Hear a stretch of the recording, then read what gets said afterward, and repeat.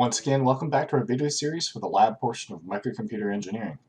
I am Logan, and today we'll be controlling a simple actuator manually and through a remote serial connection. As before, if you are looking for contact information or have questions regarding the course, please see the course syllabus on Canvas.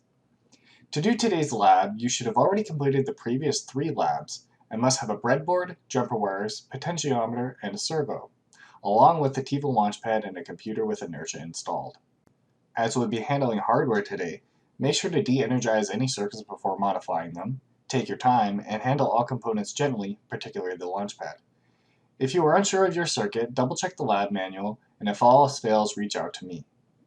The first thing we must do for this lab is connect our potentiometer and servo.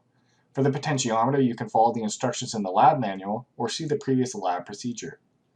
One thing to keep in mind, however, is we will be using the V-bus pin on the launchpad to power the servo for this lab, and so we need to connect the potentiometer to the 3.3 volt pin instead. This will change the maximum value that will be read by the microcontroller, but this is still a much larger value than we need. As for the servo, it should be a simple matter to connect it to the board. A servo has 3 leads, one for power, one for the pulse signal, and one for ground. The colors of these may change depending on the manufacturer, but it is likely that the signal will be orange, power will be red, and ground will be brown. It is unlikely that you will damage the servo by accidentally connecting it wrong, so don't worry. If you find that the final program isn't working as expected, check the wiring first. Your connected circuit should look like this graphic here. Servos themselves are pretty straightforward devices. They consist of a small geared motor with built-in feedback and electronics. This means you can send a command pulse to the servo and it will automatically move to the required position. This is handy for many small applications you might have. If you need something with more holding strength or a greater torque, a stepper motor would be a natural successor to the servo. In the second part of the lab, you will find yourself being asked to write a program that can read the potentiometer value and command the servo to go to a certain position depending on what that value is. This is relatively straightforward to accomplish, and you can follow the steps laid out in the previous lab where you dimmed the LED. If you've done everything correctly, you should be able to control it like I'm doing here.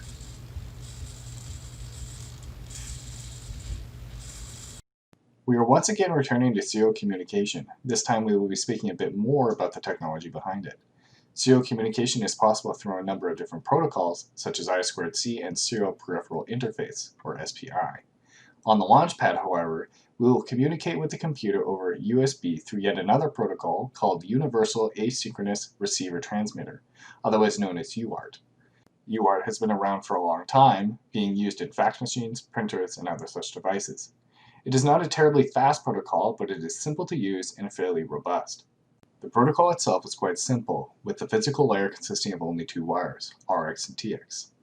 On device 1, TX is used to transmit to device 2, which only ever receives data on this line. The other conductor is used in the same way, but goes from device 2 to device 1. UART does not require one device to initiate a transmission, nor does it have a governing clock signal.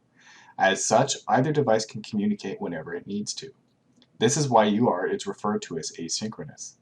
In the previous labs, we have sent data from the launchpad to the serial monitor, but today we'll be doing the opposite and sending a command to control the position of the servo. Follow the instructions in the lab manual to accomplish this. If you have any issues, try debugging through the serial monitor as usual, and if you cannot find a solution, send me an email or talk to me in the open lab office hours. It is once again your turn to complete the lab yourself. Once you've done this, fill out the lab report, take a short video of your Part 3 code working, and upload the code for both your Part 2 and Part 3 to Canvas. Thank you for watching and have a good week.